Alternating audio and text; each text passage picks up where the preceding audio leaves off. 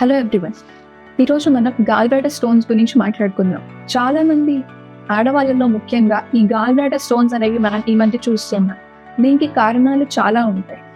టైంకి తినకపోవడం, లేదంటే మనం తీసుకునే ఫుడ్ వల్ల కానీ రకరకాల కారణాలు అయి ఉండొచ్చు. సో వీటన్నిటికీ అన్ని కండిషన్స్లో గాల్ బ్లాడర్కి సర్జరీ అవసరం పడుతుందా అంటే యూజువల్గా లేదు.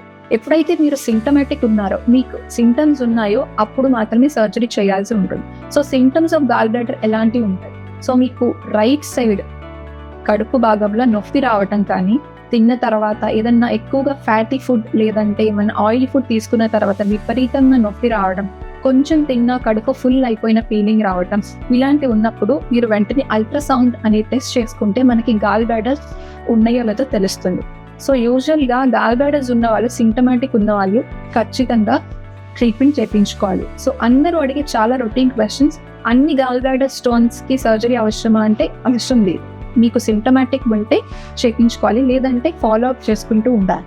నెక్స్ట్ కామన్ క్వశ్చన్ చాలా మంది అడిగేది, మందులతో తగ్గుతుందా అని. సో యూజువల్గా చాలా స్టడీస్లో గాల్ బ్లాడర్ స్టోన్స్ అనేవి మందులతో అయితే తగ్గవు. మనం ఓన్లీ స్టోన్ సైజ్ తగ్గించడానికి, లేదంటే స్టోన్ ఇంకా కొత్తవి ఫామ్ అవ్వకుండా ఉండడానికి ట్రీట్మెంట్ అయితే, టాబ్లెట్స్ అయితే ఉన్నాయి. కానీ definitive treatment for gall stones is always surgery. So ఏం సర్జరీ చేస్తారు గాల్ స్టోన్స్ కంటే? It's called laparoscopic cholecystectomy. So again మీకు ఓపెన్ కానీ లాప్రోస్కోపీలో కానీ రెండు రకాలుగా చేయొచ్చు. బట్ లాప్రోస్కోపీలో మీకు రికవరీ అనేది చాలా ఫాస్ట్గా ఉంటుంది. సో గాల్ బ్లాడర్ తీసేసిన తర్వాత మా లైఫ్ స్టైల్ ఏమైనా అఫెక్ట్ అవుతుందా అని చాలా మంది అడుగుతూ ఉంటారు. సో గాల్ బ్లాడర్ తీసేయటం వల్ల యూజువల్గా మన లైఫ్ స్టైల్ కానీ, మన ఫుడ్ హ్యాబిట్స్ కానీ ఏం మార్చుకోవాల్సిన అవసరం లేదు. ఎందుకంటే మీరు ఇంతకుముందు ఏవైతే తిన్నారో, ఏవైతే యాక్టివిటీ, మీ డైలీ యాక్టివిటీస్ అన్నీ మీరు గాల్ బ్లాడర్ తీసిన తర్వాత కూడా రెజ్యూమ్ చేసుకోవచ్చు.